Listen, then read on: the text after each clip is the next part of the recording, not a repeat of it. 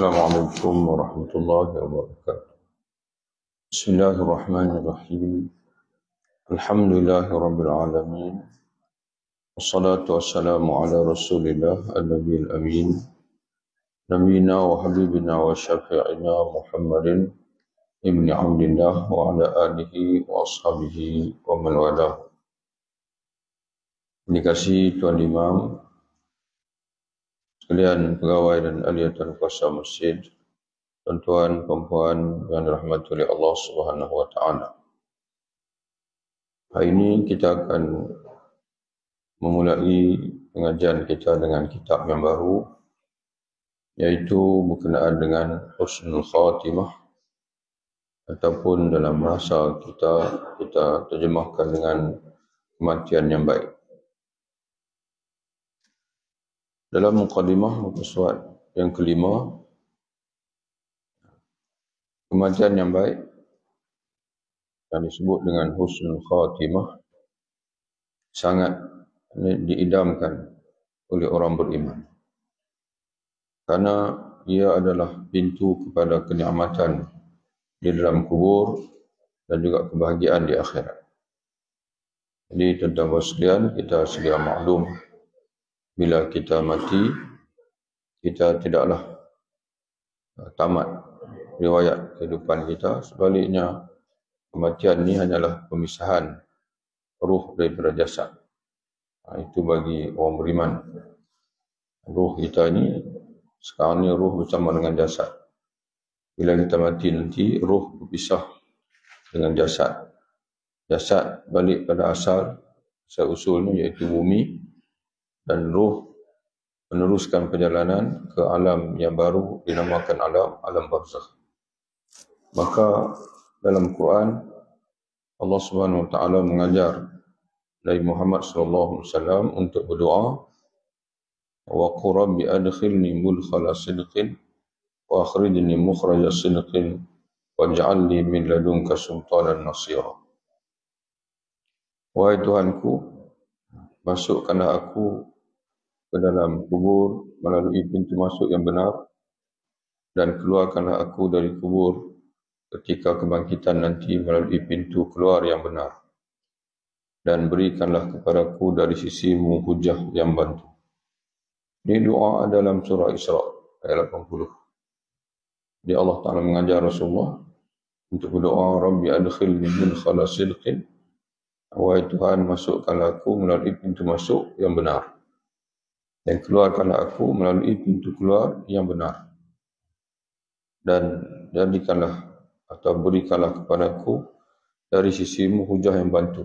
Di antaranya membantu untuk menjawab soalan malaikat Munkar Nakir dalam kubur nanti.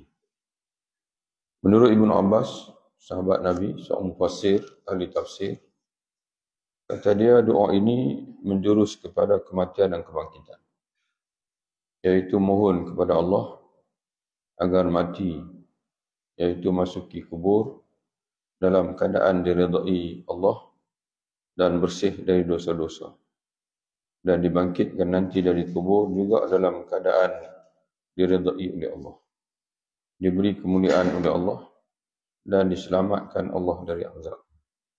Itu di sebalik doa itu, sebalik doa yang Allah Ta'ala ajar kepada Nabi SAW. Hanya dengan kemuliaan, hanya dengan kematian yang baik, kita dapat bergabung dengan orang-orang saleh di alam sana. Jadi mana kita mati, tuan-tuan sekalian, kita nak bersama orang saleh di sana yang mati dulu daripada kita. Jadi macam mana kita nak dapat itu? Iaitu dengan kematian yang baik. Apabila kita ni dapat mati dengan mati yang baik.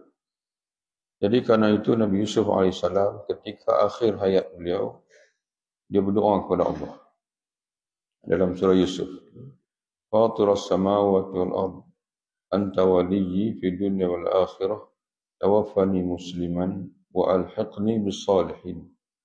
Wahai Tuhanku pencipta, wahai Tuhan pencipta langit dan bumi, Engkaulah pelindungku di dunia dan di akhirat.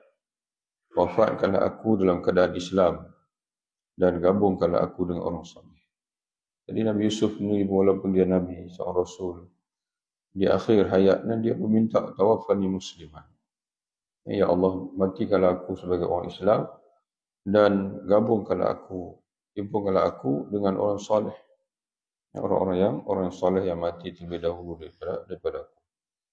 Melalui buku ini, pembaca akan didedahkan lebih lanjut tentang kematian yang baik, merangkumi kefahaman tentangnya. Jadi kita nak faham macam mana ciri-ciri kematian yang baik, ciri-cirinya dan juga amalan-amalan untuk kita mendapatkan. Hakikat kematian yang baik. Kematian yang baik merupakan anugerah Allah kepada hamba-hambanya yang beriman dan istiqamah. Itu yang pertama dan sekalian. Dan dapat kematian yang baik, mesti beriman kepada Allah dan juga istiqamah di atas agama Allah Subhanahu wa taala. Jadi apa yang kita dapat?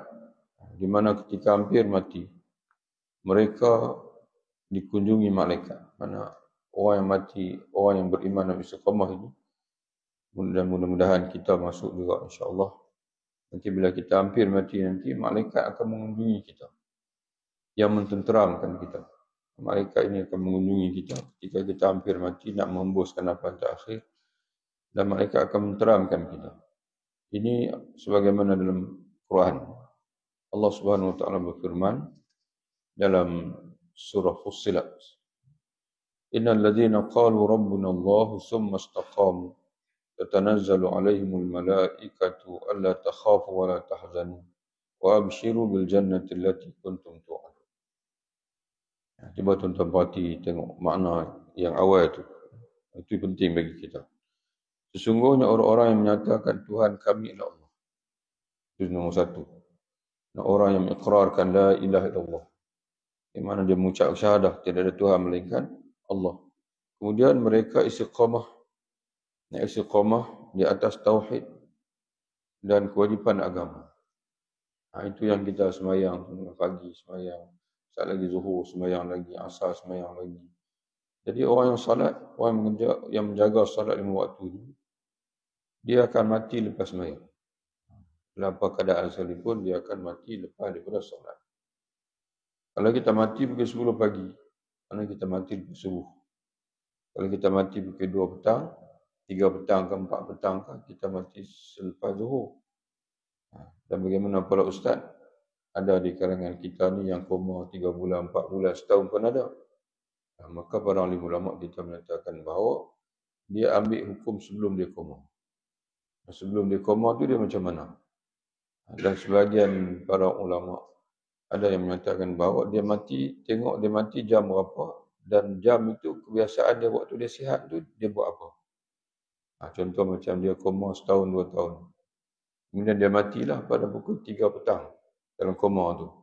Jadi waktu dia kehidupan normal dia dulu, pukul 3 petang tu apa dia? Waktu mana? Jadi sebagai kita orang Islam yang jaga solat, pukul 3 petang itu ialah waktu selepas kita zuhur.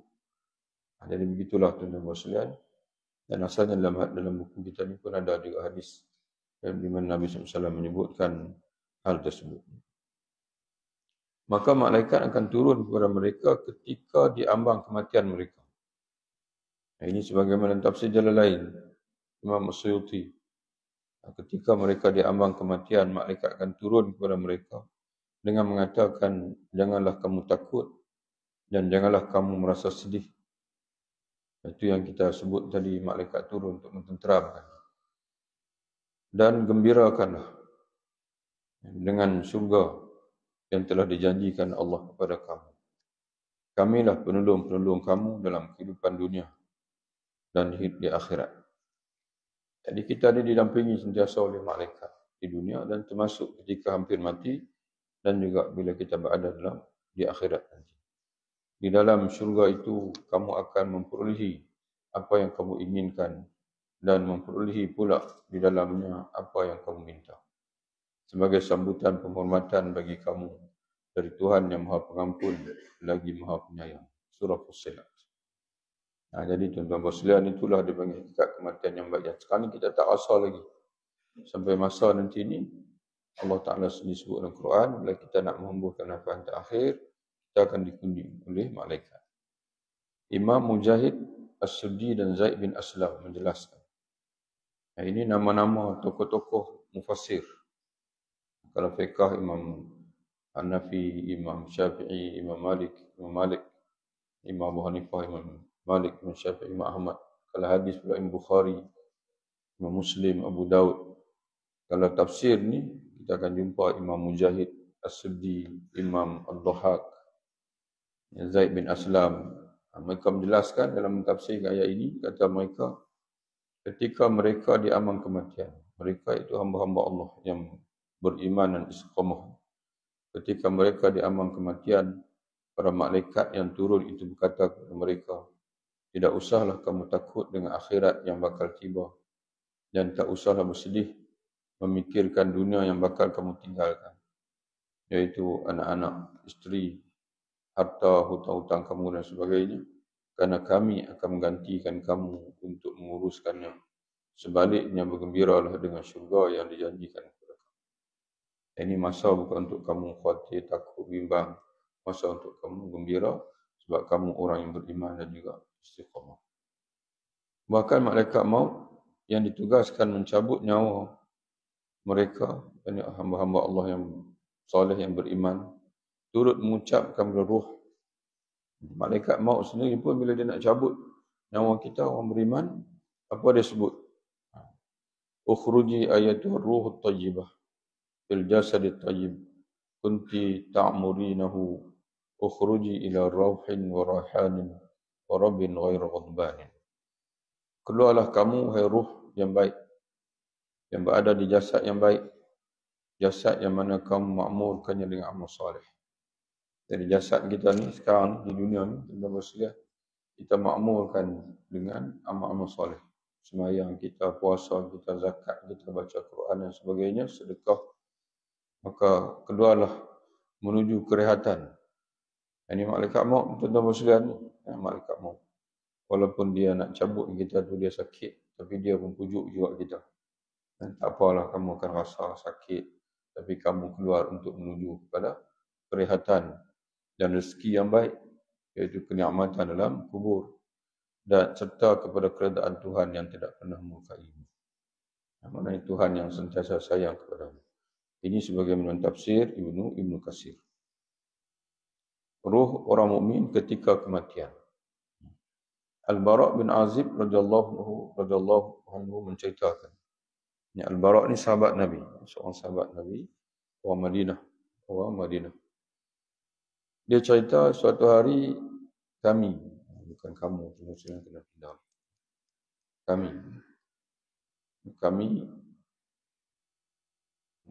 suatu hari kami keluar bersama Rasulullah sallallahu alaihi wasallam mengiringi jenazah seorang lelaki dari Ansar yang meninggal.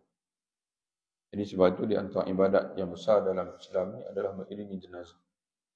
Nabi sebut dalam ada dua, kalau nak ambil penuh kena buat dua, kalau sekurang-kurangnya satu. Nabi SAW sebut dalam satu hadis, barang siapa mengiringi jenazah sehingga mengkebumikan dia, dia akan dapat pahala 2 qirat. Satu qirat kata Nabi sama dengan besar bukit Uhud. Jadi dapat 2 pahala sebesar bukit Uhud. Kalau dia ziarah, sembahyang, lepas sembahyang tu dia terus bawa ke kubur. Hari 2 lepas. Dan siapa yang menjaga jenazah sehingga menyembahyangkan dia akan dapat pahala 1 qirat. Mana dia hadir sembahyang jenazah saja. Lepas tu dia baliklah, dia tak hadir ke kuburan, dia dapat pahala 1 qirat. Ketika sampai di perkuburan dan jenazah dimasukkan ke dalam liang lahat, baginda Nabi SAW duduk dan kami pun turut mengiringi beliau. Jadi duduk di sini, jangan duduk atas kubur, itu diharamkan. Duduk di sekeliling daripada kubur. Jangan duduk atas kubur. Duduk di sekeliling kubur. Dan biasanya tuan-tuan kita diperoleh ni, kita berdiri je lah. Dan Jabatan Mufti mereka mentarjihkan pandangan tidak ada talqin, iaitu dipanggil dalam mazhab Syafi'i 2 yang disunatkan setelah dikebumikan, 2 atau 3. Yang pertama doa, yang kedua talqin, Yang ketiga tazkirah. Tapi di polis ni kita dua saja. Doa dan juga tazkirah. Ataupun tazkirah dan juga doa. Jadi tuan-tuan sekalian, adapun doa ni sekurang-kurangnya doa lah. Memang jangan kebumikan, balik terus. Mana doa, sebab memang ada hadis Nabi SAW sebut, is'alu, kamu berdoalah nak untuk saudara kamu yang baru kamu bumikan ini, kerana dia sekarang ni akan ditanya oleh malaikat. Ya was'alu lahu tasbih, istaghfiru, Nabi sebut, istaghfiru, mohon ampunlah, kamu mohon ampunlah untuk saudara kamu yang baru kamu bumikan ini, dan mintalah daripada Allah kepadanya keteguhan untuk dia. Fa innahul an yus'al, kerana dia sekarang ni akan ditanya oleh Allah. Jadi tuan-tuan sekalian, kalau tak buat talqin pun, ikut sebagian mazhab Syafi'i, buat dua saja, iaitu doa dan juga tazkirah. Doa dan tazkirah pendek, jangan lama sangat. Kadang-kadang tengah panas lik-lik pukul 11, pukul 12, dia lama sangat tazkirah sampai orang pun peninglah panas. Ringkas-ringkas saja. Di tangan baginda Nabi SAW ada sebatang kayu. Baginda menggariskan tanah dengan kayu itu, kemudian mengangkat kepalanya sambil berkata, hendaklah kamu sekalian memohon perlindungan Allah dari azab kubur. Nabi pesan kat kita, berdoalah kepada Allah, minta lindung daripada azab kubur. Baginda mengulanginya dua atau tiga kali. Kemudian baginda Nabi SAW berucap, menceritakan, sesungguhnya seorang hamba yang beriman ketika hendak berpisah dengan dunia dan menuju akhirat, maknanya ketika dia hampir mati, akan turun kepadanya malaikat-malaikat dari langit yang putih wajah mereka seumpama matahari. Ini yang Allah Ta'ala sebut malaikat tadi ni, malaikat yang turun untuk mententeramkan dia. Rasulullah cerita dalam hadis, mereka ni dalam sebuah putih. Bersama mereka kain kapan dan wangian awetan dari syurga. Dan kita lah, bila kita jenazah ni, kita tabuk bunga rampai, dan bubuh ayak mawar dan sebagainya. Itu dalam bahasa Arab dipanggil hanutun. Hanutun. Jadi kita terjemah wangian-wangian untuk, orang kata apa, tak bagi mayat itu busuk berbau, dia panggil. Jadi malaikat-malaikat ni dibawa daripada syurga. Mereka duduk darinya sejauh mata memandang. Kemudian datang malaikat maut dan duduk di hujung kepalanya. Dan malaikat maut berkata, wahai roh yang baik, keluarlah menuju kepada keampunan dari Allah dan keredaan. Jadi tuan-tuan sekalian, roh kita ni, waktu Allah Ta'ala tiupkan roh, kata alim ulama kita kepada Nabi Adam AS, setelah dia dijadikan daripada tanah, masuk melalui ubun-ubun. Masuk melalui ubun-ubun. Ujung sekali, kaki. Tapi bila roh kita keluar ni, malaikat akan cabut daripada ubun-ubun juga. Jadi sebab tu bila kita ziarah orang sakit ni, dia mula kaki dulu sejuk. Kaki dulu sejuk. Kemudian naik sejuk. Dan sampai ke pinggang, sampai last sekali, ujung kepala. Dan Nabi SAW sebut dalam satu hadis, roh apabila dicabut, diekori oleh mata. Jadi sebab itu mata ni dia akan terbeliak. Sebab tu Nabi, jadi sunnah Nabi, bila kita ziarah orang sakit, mata dia terbuka sebab dia tengok roh dia. Dan roh dia berpisah dengan dia. Jadi kita tutuplah. Nabi akan lurut. Mata tu lurut. Tutup. Jadi tuan-tuan sekalian, begitulah. Malaikat maut ini dia duduk di ujung kepala. Dan dia kata kepada roh yang mukmin, yang beriman, wahai roh yang baik. Wahai roh yang baik. Keluarlah menuju kepada keampunan dari Allah dan keredaan. Maka keluarlah roh itu di mana ia mengalir keluar, umpama mengalirnya titisan air dari corong bekas air. Mudah saja. Dia pun redha. Dan selepas ini, kita akan jumpa dengan orang yang suka bertemu dengan Allah. Yang mana dia redha bertemu dengan Allah Ta'ala. Dan di hujung kematian dia itu, dia ada dipujuk oleh malaikat sehingga akan dia kata, oh kalau macam tu tak apalah. Saya redha untuk berpisah dengan tubuh. Tapi orang kafir, tuan-tuan sekalian, berselerak roh. dalam tubuh. Bila malaikat kata, wahai roh yang jahat, yang kotor, keluar, jom kita keluar menuju kepada kemurkaan Tuhan. Kata Nabi, berselerak roh dalam jasad. Tak mau keluar. Sehingga malaikat maut terpaksa rentak. Malaikat maut terpaksa merentak. Kemudian malaikat maut mengambil roh itu dan terus memasukkannya ke dalam kain kafan bersama-sama wangian awetan yang dibawa oleh malaikat-malaikat tadi. Dan terbitlah darinya bau yang amat harum, umpama bau kasturi yang paling harum di atas muka bumi ini.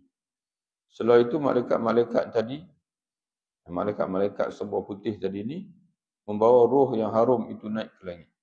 Setiap kali berjumpa dengan sekumpulan malaikat, mereka akan bertanya, bau apakah yang amat harum ini? Malaikat-malaikat yang membawa roh itu menjawab, roh si Fulan bin Fulan.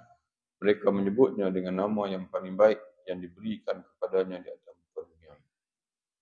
Roh yang beriman, roh yang soleh, roh yang taat kepada Allah. Maka sebut dengan semua nama-nama yang baik. Apabila sampai di langit, para malaikat yang bawanya itu meminta supaya dibukakan pintu langit, lalu dibukakan untuk dia. Di setiap langit, roh mukmin itu diiringi oleh malaikat penjaga langit untuk naik ke langit berikutnya. Hinggalah sampai ke langit yang ketujuh. Lalu datang firman Tuhan tentangnya. Yang naik sampai ke langit yang ketujuh, pada sana roh dibawa.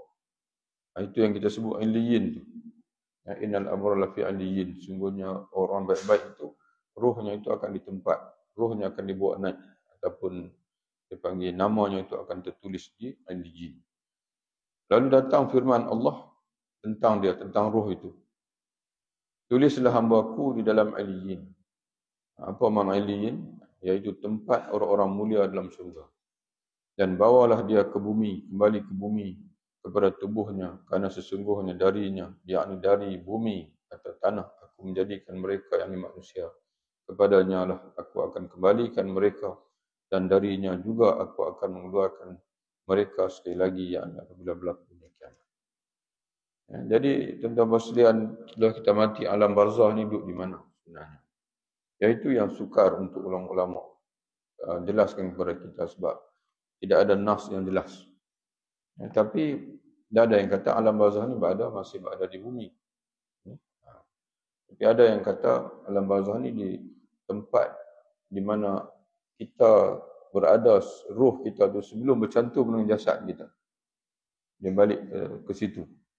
Wallahu alam. Jadi tidak ada satu jawapan yang jelas daripada alim ulama kita sendiri. Lalu roh dikembalikan kepada tubuhnya. Mana dikembalikan untuk menjawab soalan. Dia dikembalikan untuk menjawab soalan. Kemudian datang dua malaikat kepadanya dan mendudukkannya. Diikuti menyoal, siapa Tuhan kamu? Dia menjawab, roh yang beriman ni dia jawab, Tuhanku adalah Allah. Apa agama kamu? Dia menjawab, agamaku Islam. Siapa lelaki ini? Mana ditunjuk Nabi Muhammad SAW. Macam ada skrin depan kita ataupun depan roh. Siapa lelaki ini yang diutuskan kepada kamu? Dia menjawab, dia adalah Rasulullah. Dia menjawab, roh menjawab, dia adalah Rasulullah. Apakah ilmu kamu? Roh ini menjawab, aku membaca kitab Allah, lalu aku beriman dan benar.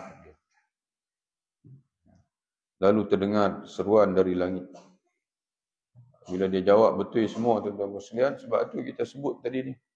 Ini dipanggil, para ahli ulama mengistilahkan soalan malaikat munkar nakir dalam kubur tu, dia panggil fitnatul qabri. Fitnah ni mana ujian dalam kubur. Ujian itu simple saja. Tapi kalau boleh jawab, bahagialah sepanjang masalah kubur. Tapi kalau tak boleh jawab, tuan-tuan sekalian, tak boleh jawab. Malaikat tanya, siapa Tuhan kamu pun tak boleh jawab. Dalam hadis yang lain, tuan-tuan sekalian, hadis yang sama, tapi kita bawa separuh sebab kita cerita bab kematian yang baik. Sebenarnya habis hadis kematian yang baik ini, dia sambung oleh kematian orang kafir. Tapi kita tak bawa dalam buku ni, sebab kita fokus pada orang beriman saja. Tapi Nabi cerita orang munafik, orang kafir, bila ditanya, siapa Tuhan kamu? Dia jawab apa? Dia sebut, jangan tanya, aku tak tahu, aku tak tahu. Semua soalan dia sebut begitu. Aku tak tahu, aku tak tahu. Jadi tuan-tuan muslimin, orang beriman ni nanti kita tengok apa yang akan berlaku pada dia. Apabila dia jawab dengan jujur, dengan betul semua. Lantas terdengar seruan dari langit. Benarlah apa yang dikatakannya itu. Mana jawapan-jawapan dia itu semua betul. Hamparilah dia dengan hamparan dari syurga. Pakaikanlah dia dengan pakaian dari syurga. Dan bukakanlah untuknya satu pintu ke syurga. Maka kata Nabi SAW, sampailah kepadanya bauan dan haruman dari syurga. Dan dilapangkan kuburnya seluas mata memandang. Kemudian muncul makhluk yang elok rupa parasnya. Cantik pakaiannya dan harum baunya. Dia duduk elok-elok dalam kubur tu, mai pula satu lembaga, satu makhluk yang cantik, harum, mai pun bagi salam, elok. Dia berkata kepadanya, bergembiralah dengan suasana yang menyeronokkan kamu ini. Hari ini adalah hari yang telah janjikan untuk kamu. Janji baik dia panggil. Maka roh pun tanya dia, tanya lembaga ni, makhluk ni, siapa kamu? Kamu datang dengan wajah yang membawa kebaikan. Makhluk itu menjawab, aku adalah amal soleh kamu. Jadi jelas tuan-tuan bersekalian, selalu orang ulama kita duk cerita dekat kita, kata kita dalam kubur nanti akan ditemani oleh amal soleh. Inilah hadis dia. Inilah hadis, inilah dalil dan sekalian. Memang betul. Bagaimana dicerita oleh tutup guru kita. Kita duduk dalam kubur nanti akan ditemani oleh sembahyang kita, puasa kita, zakat kita, bukan kita kesunyian. Ruh makhluk itu menjawab, aku adalah amal soleh kamu. Ruh lantas berkata, tengok tuan-tuan sekalian, dia kata apa ruh? Wahai Tuhan, segerakanlah kiamat. Kalau macam ni lah seronoknya duduk dalam kubur. Kalau nanti, kalau bangkit dari kubur nanti masuk surga lagi seronok. Maka dia pun kata, wahai Tuhan, segerakanlah kiamat agar aku dapat kembali kepada keluarga aku dan harta. Jadi dia teringat kat kita. Dia duduk dalam sana, dia teringat kat kita ni. Nak berjumpa balik. Sebab dia panggil apa? Alangkah seronok kalau kegembiraan ni dapat aku kongsi bersama dengan ahli keluarga aku. Dia nak berjumpa balik. Hadis ini dalam Musnad Imam Ahmad. Dalam Musnad Imam Ahmad daripada Al-Bara' tadi ni, isnadnya adalah sahih. Jadi para ulama hadis pun dah sebab dah memang hadis ni hadis sahih. Mana cerita pun cerita yang memang dan tak perlu kita ragui lagi. Jadi itu tuan-tuan sekalian tajuk kita pada hari ini. Dan insya-Allah nanti minggu depan kita sambung lagi. Kita ya.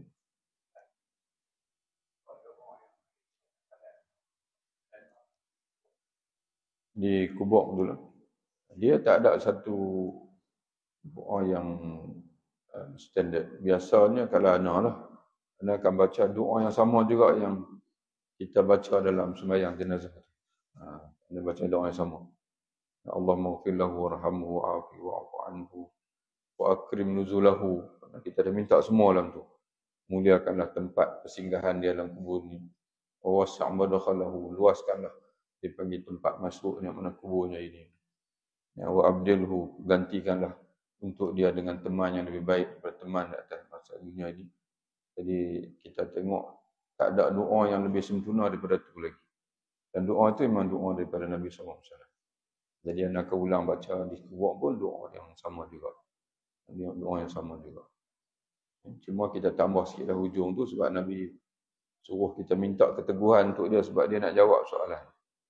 Jadi biasanya nak ubah hadis tadilah. Nabi kata was'alulahu at-tasbit. Mintalah untuk dia keteguhan. Kerana dia nak menjawab soalan malaikat. Dia nak ubah sikit jadi fi'il amal. Wasabit lahu bil qawli sabit. Ya Allah, teguhkanlah untuknya dengan ucapan yang teguh. Mana ucapan yang teguh itulah la ilaha illallah, Allahu rabbi, Allah Tuhanku, itulah rasulku Muhammad. Jadi doa apa sajalah, bahasa Melayu pun tak apa. Sebab kita bukan berada dalam sembahyang. Kita baca bahasa Melayu pun itu lebih berkesan kadang-kadang pada orang yang hadir tu. Contoh kita sebut ya Allah Tuhanku, engkau teguhkanlah saudara kami ini agar dia dapat menjawab soalan yang akan ditanya kepada dia nanti. Jadi begitu ya. Wallahu a'lam bishawab. Assalamualaikum warahmatullahi wabarakatuh.